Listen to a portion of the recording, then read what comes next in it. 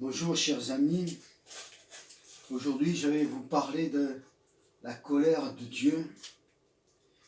L'apôtre Jean nous dit que celui qui a le Fils a la vie, et celui qui n'a pas le Fils, la colère de Dieu demeure sur lui. La parole de Dieu à travers Thessaloniciens nous parle aussi de ce grand jour de colère et bien d'autres passages. Un jour, il y aura un jour de colère. Dieu prend patience pour en sauver encore le maximum. Dieu prend patience parce que à chaque jour, une nouvelle génération se lève et il veut en sauver. Mais un jour, tout s'arrêtera. Amen. Et je voudrais, pour cela, nous amener dans un texte d'Ézéchiel au chapitre 8 et 9. Ézéchiel a une vision, il est transporté en esprit et Dieu lui montre un jour de colère.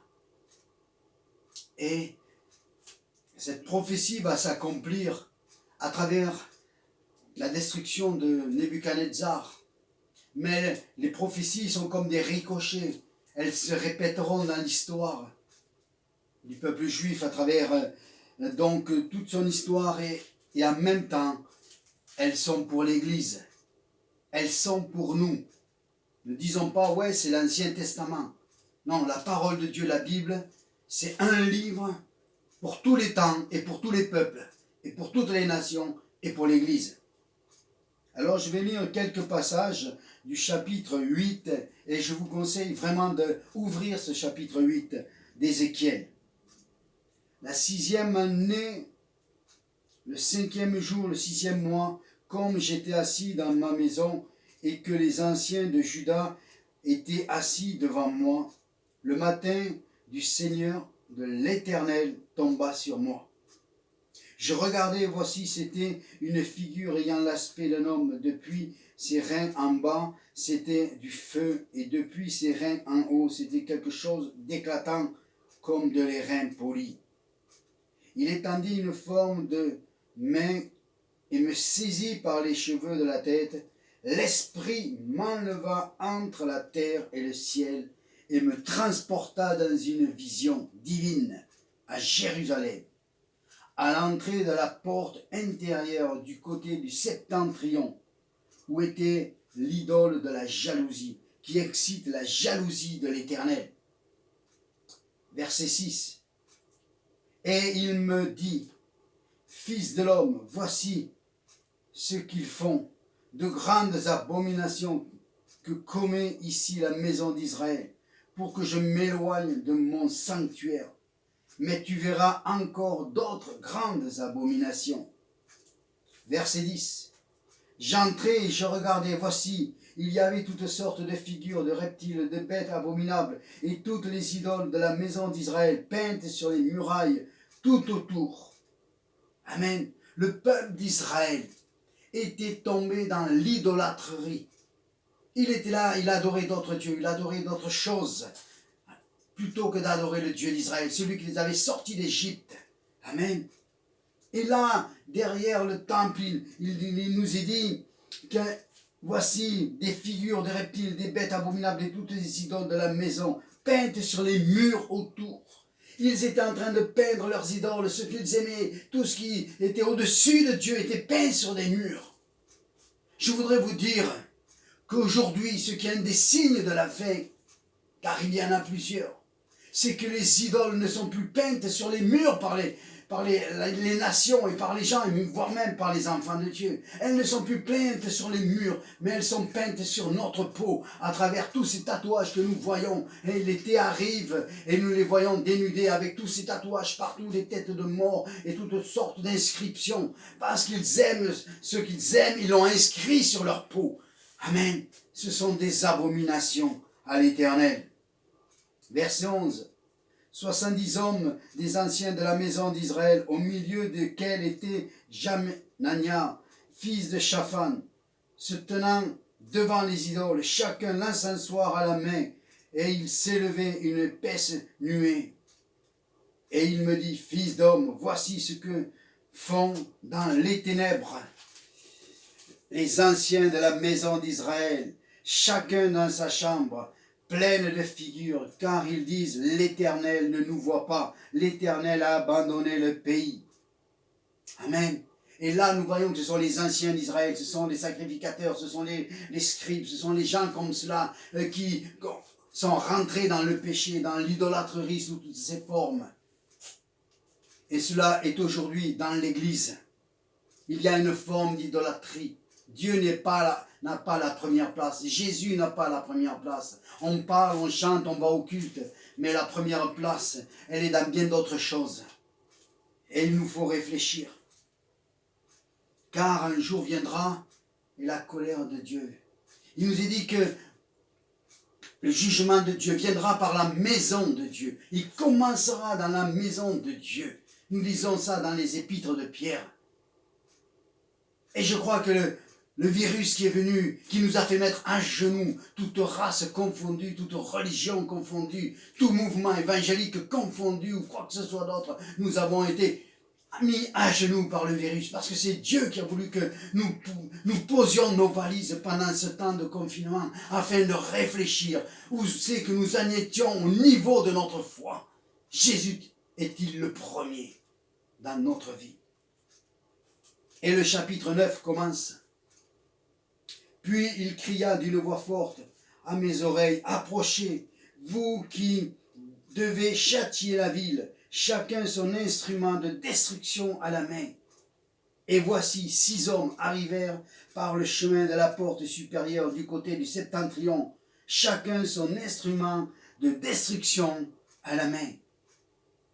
Voilà, 6 hommes viennent, 6 anges envoyés par l'Éternel pour détruire les pécheurs, pour détruire ceux qui ont préféré se tourner vers d'autres choses que le Dieu vivant et vrai.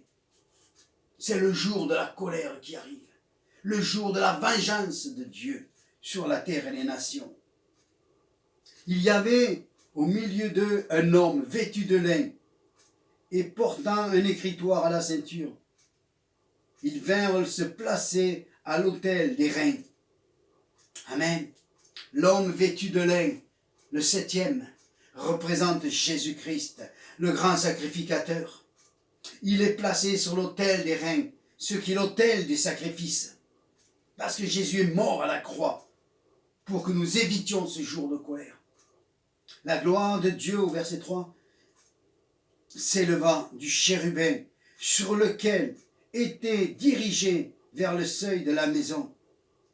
Et il appela l'homme vêtu de lin et portant l'écritoire à la ceinture. Amen. Les chérubins au-dessus de l'arche de l'alliance qui représente la justice de Dieu. Un jour, la justice de Dieu va s'accomplir. Dieu est amour. Dieu est amour. La justice de Dieu s'est accomplie sur le Fils à la croix. Mais il nous faut le croire et marcher sur le chemin qu'il nous a tracé.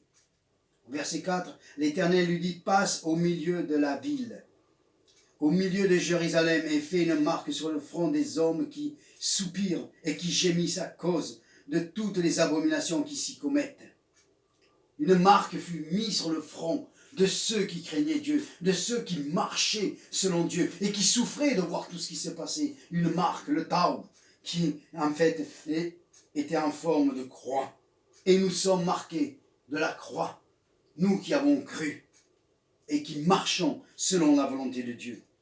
Au verset 5, à mes oreilles, il dit aux autres, c'est-à-dire aux 6 hommes venus pour détruire, passez après lui dans la ville et frappez, que votre œil soit sans pitié et n'ayez point de miséricorde.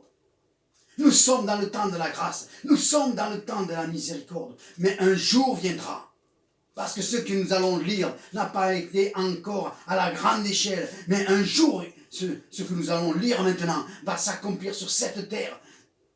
Rebelle à Dieu, la colère de Dieu, sans pitié et sans miséricorde. Tuez, détruisez les vieillards, les jeunes hommes, les vierges, les enfants, les femmes, mais n'approchez pas de quiconque aura sur lui la marque et commencez par mon sanctuaire. Ils commencèrent par les anciens qui étaient devant la maison. Et il leur dit, souillez la maison et remplissez de morts les parvis. Sortez. Ils sortirent et ils frappèrent dans la ville. Comme ils frappaient et que je restais encore, je tombais sur ma face et je m'écriais, ah Seigneur, Éternel, détruiras-tu tout ce qui reste d'Israël en répandant ta fureur sur Jérusalem? Et il me répondit, l'iniquité de la maison d'Israël et de Juda est grande, excessive. Le pays est rempli de meurtres. La ville est pleine d'injustice. Car ils disent, l'Éternel a abandonné le pays, l'Éternel ne voit rien.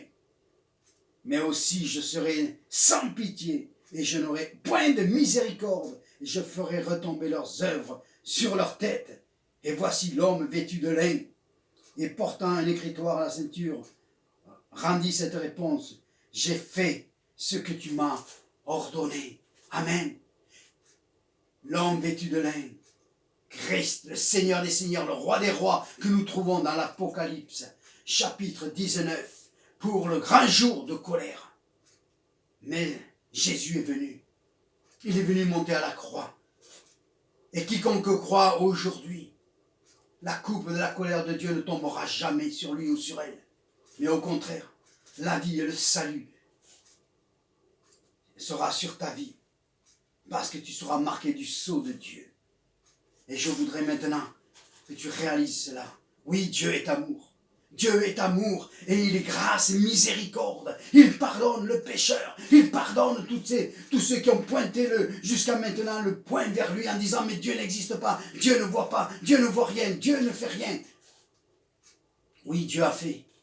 Il a donné son Fils mourir à la croix afin qu'il ne subisse plus jamais la condamnation. Il veut changer ton cœur, il veut changer ta vie, il veut changer ta vision, il veut changer ta destinée, il veut changer toutes choses si aujourd'hui tu crois en lui. Relisez ce chapitre 9 d'Ézéchiel et vous allez comprendre qu'un jour de colère s'en vient sur les nations. Mais aujourd'hui, tu peux recevoir la marque sur ton front. Père, je te prie maintenant. Bénis chacun de ceux qui ont entendu ce message. Que chacun puisse ouvrir ta parole. Que ta parole puisse les convaincre. Que le Saint-Esprit puisse les convaincre maintenant, alors qu'ils sont en train d'écouter, Seigneur mon Dieu. Oui, Dieu, tu es amour. Oui, Dieu, tu es miséricordieux. Oui, Dieu, tu es grâce. Car tu nous as donné Jésus pour pardonner nos péchés, nos fautes, nos iniquités, nos injustices. Tout a été pardonné, lavé par le sang de l'agneau. Et ce matin, je crois que celui qui place sa vie en toi est lavé, purifié, pardonné. Père, dans le nom de Jésus-Christ. Amen.